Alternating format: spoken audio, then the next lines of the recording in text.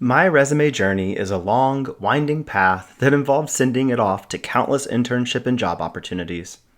I was underqualified for so many opportunities I pursued, but each time I worked on improving my resume or starting over from scratch, I learned something new.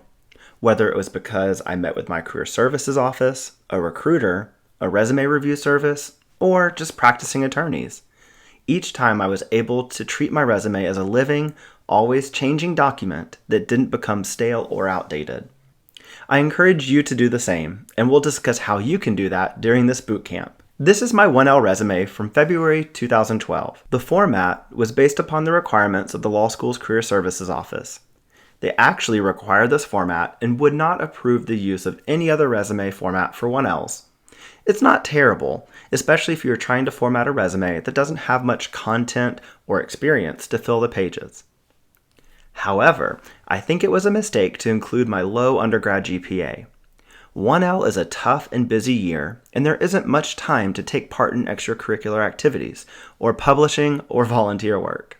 However, I do recall that I was able to participate in a legal clinic, so that is definitely something I should have included and highlighted somewhere. Lastly, my skills and interests are mostly just a list of generic items, and nothing that truly tells an interesting story about myself. This is my 2L resume from March 2013. I immediately recognize that there's no reason to include the second page of references. It's implied that references are available upon request for any job candidate, and some companies will require them before sending a job offer, so there's really not a need to include them in advance. I'm not really sure why this draft of my resume includes a country of citizenship line, unless it was maybe requested information as part of a particular internship I was trying to obtain. Either way, the overall format works well, and with one exception, is the format that I use for the remainder of my resume journey.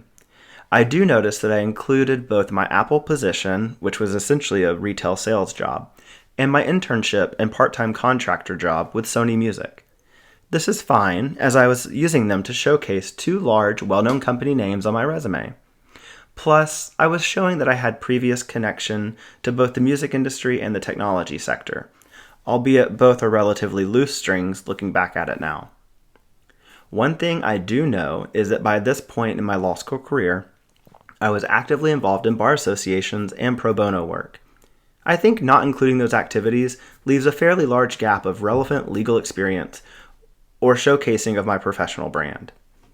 This is my 3L resume from April 2014.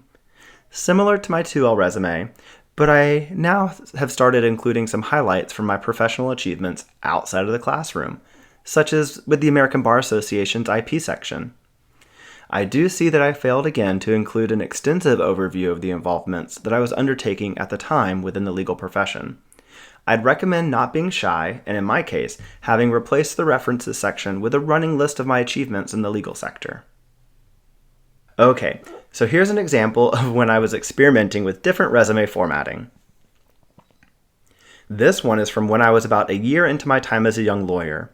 If I recall, I created this using a template in Google Docs because I was applying for a position with Google. Again, highly underqualified for any such position, but still I was actively networking and trying to make connections to a larger company for an upward career move. It's definitely a unique resume format, and not necessarily one that is common in the legal field.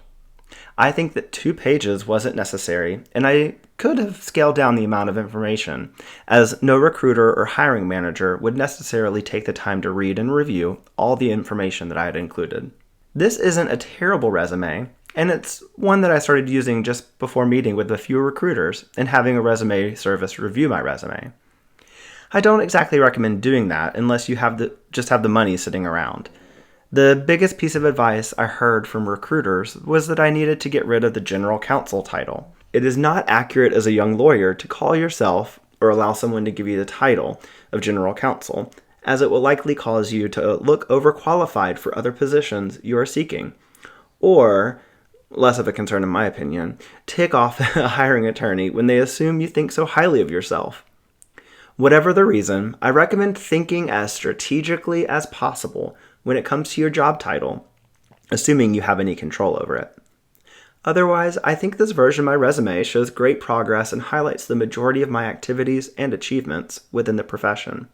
I am also starting to show some quantification efforts, such as the inclusion of the review approximately 100 agreements monthly line. This is a version of my resume that I used to get a job at Eventbrite in 2018, as well as HCA Healthcare in 2020.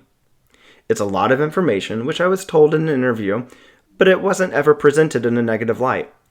It was always from the standpoint of being impressed.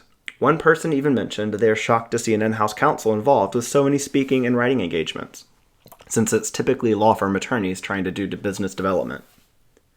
I also like this version of my resume because there are plenty of talking points that showcase a wide range of experience. I crafted the key achievements as in-house counsel section as a means of tailoring my resume to fit whatever position I was applying for, such as this one, where the job posting was looking for experience with data privacy and commercial contracts in the tech space.